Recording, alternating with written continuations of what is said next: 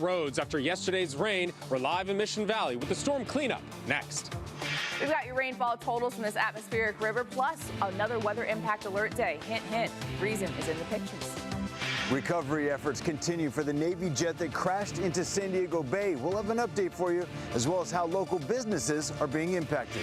State leaders respond to State Farm's request for an emergency rate hike. A fourth local teenager has died from the flu. What we know about these young people and what doctors say to look out for when it's time to go in.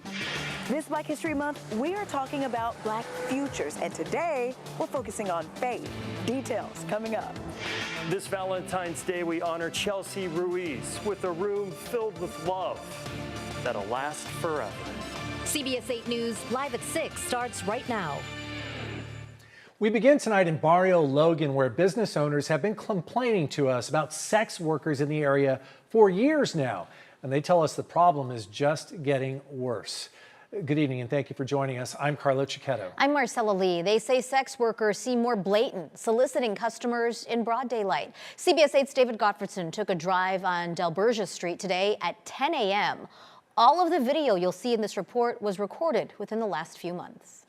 Bright and early Friday morning, 8 a.m. We've been airing reports on prostitution on Delbergia Street for the past 3.5 years. But now business owners say it's getting worse. There's trash on the street all the time. There's used condoms on the street all the time. So we get really frustrated. This businessman asked not to be identified for fear of retaliation from pimps. He blames the uptick on a bill signed in 2022 called the Safer Streets for All Act, which decriminalized loitering with the intent to engage in prostitution. Ever since SB 357 was signed, that basically made loitering legal, is when this completely blew out of control.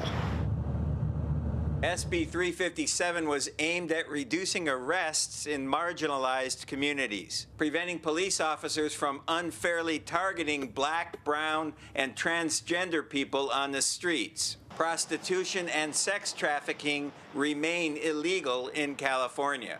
You'll see patrol cars come in and out of here, every 15, 20 minutes. The prostitutes will twerk in front of the patrol cars because they know there's nothing they can do. I saw police patrolling the neighborhood this morning, but the business owner says that only temporarily deters Johns from cruising the streets. I also noticed this woman getting into a car, and a short time later, she was back street walking. Hey, I'm a reporter at Channel 8. Are you working with the news? Yeah, I'm with the news. Oh my God, why are you having me on there? Well, I will blur out your face, but some of the business owners are complaining about, prostitution in this area. What do you have to say about it? Well, just like they're making their money in the business owner, this is my business here, so. Okay, have you worried about your safety or? I do be worried about my safety, but hey, sometimes you gotta risk it all to have it all. I reached out to the City of San Diego, the San Diego Police Department, and the Office of City Council Member Vivian Moreno for an update on enforcement in the area. I did not get a response. There just seems to be no solution to the prostitution in this area. Business owners are telling me they would like to see SB 357 get repealed. In Bario, Logan, David Gottfredson, CBS 8. There were scattered light showers across the county today following heavy rain overnight. Chief Meteorologist Carlene Chavis joins us now with more on what things are looking like heading into the weekend.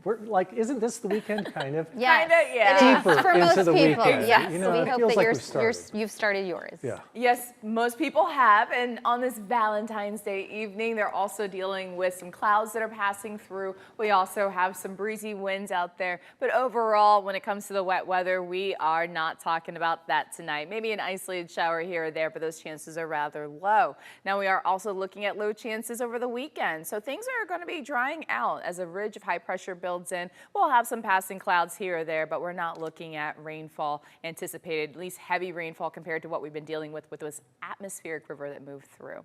When you look at overnight lows, widespread 40s out there, so 43 degrees expected for Poway, the same for Miramar, 48 for downtown. You have the 30s for Campo and for Ramona, and those 30 30s right there across the mountains when it comes to overnight lows. Your daytime highs for tomorrow, in response to high pressure building in right behind our recent storm system, our temperatures are going to go back to near seasonal and even a little above that. You got widespread 60s in the forecast for tomorrow. You're seeing that from the coast all the way to the mountains, but you also have some low 70s for El Cajon as well as for Borrego Springs. So as we go through the next few days, we're going to be talking about dry conditions, but let's recap where we were at with our rainfall as well as the high surf right along our coastline this weekend. All those details are coming up in your complete forecast. Back to you, Carlo. Thanks, Carlene. And remember, for the latest weather conditions and alerts on the go, you can download our free CBS 8 app from Google Play or the App Store. That rain did leave behind quite a mess all over San Diego. From the North County to the South County, yesterday's storm knocked down some trees. It also led to some flooding at the Carlsbad Golf Center and in areas that typically get flooded, like Mission Valley. And that is where CBS 8's Alex Cheney joins us live. Alex, you've been checking on storm cleanups throughout the day. What's it look like there tonight? Well, tonight there is a flowing river of some rain. This is over by the Fashion Valley Mall. This is an street called Avenida del Rio, and it is certainly living up to its name this evening. This is all rain runoff coming through the San Diego River area. Caught up with lots of folks all over San Diego today. Many told us that they were happy to see the rain, but now even more happy to see some sun return to the forecast. Down in Mission Beach, palm fronds littered the grass after heavy wind and rain last night. People telling us they're happy about the rain, but ready to get back to some sun. The rain was good, but the rain was hard, and it was windy, and I'm sure a lot of people didn't enjoy the cold. But now, this is what we get afterwards, so it's amazing.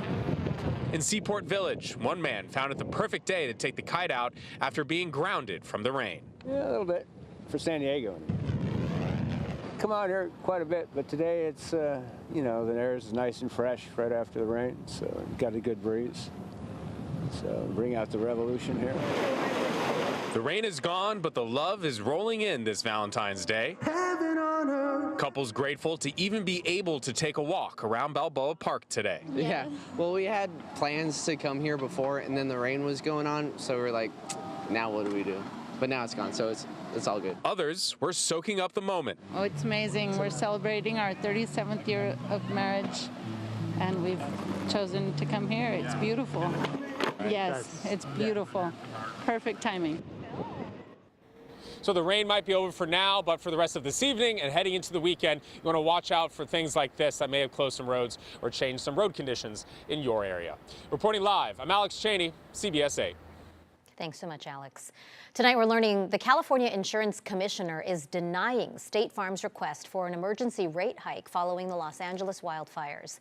The insurance company was seeking increases of up to 38% for its customers, claiming financial strain from nearly $1.5 billion in claims. Commissioner Ricardo Lara wants State Farm to prove its poor financial condition before considering any new increases. While those immediate price hikes have been blocked for now, State Farm's separate request for long-term rate increases of up to 52% remains under review. Tonight, the U.S. Navy is still working to recover wreckage from the fighter jet that crashed into San Diego Bay this week. CBS 8's Brian White reports from Shelter Island with the latest on the recovery efforts and how delays in removing the aircraft are impacting local businesses. Yeah, the plane is still submerged out here in the bay as divers continue working the scene today. One bystander telling me he saw a small piece of wreckage wash up here on the rocks this morning. Fighter jets taking off from North Island today, flying over the area where the E-18 Growler crashed into the water. Some onlookers here still amazed how close to shore it came. It's kind of scary. I mean, there's big storage tanks behind you and condos right there, so I think everybody got pretty lucky on this one. Navy divers were out here most of the day surveying the scene, assessing the wreckage and the spread of debris. The orange boom was moved back, shrinking the perimeter of the scene here, but still blocking part of the main channel many boats use to get in and out. We're stuck. The Navy has it closed off, and we can't operate. Troy Sears is owner of a whale watching company. He has a 141-foot deep drafted schooner that usually passes through the area, now blocked off. Smaller boats are able to use the more shallow section here known as the shortcut, but that doesn't work for Troy. Today we've had to cancel everything because they're not letting us move today. but tomorrow we're sold out, Sunday we're sold out, Monday's a holiday. So it's going to have a huge financial impact. He's hoping the Navy will make an exception and let him pass through, but so far he's not been able to communicate with anyone from the Navy. I just want to get to work. I just am starving for information from the Navy. I wish the Navy would allow me to establish a direct communication with them so we can have a conversation. In an update given at 4:30 today, the U.S. Navy told CBS 8 that initial estimates suggest the recovery operation may take up to 2 weeks. And as for the cause of the plane crash, it's still under investigation. At Shelter Island, Brian White, CBS 8. Thanks, Brian.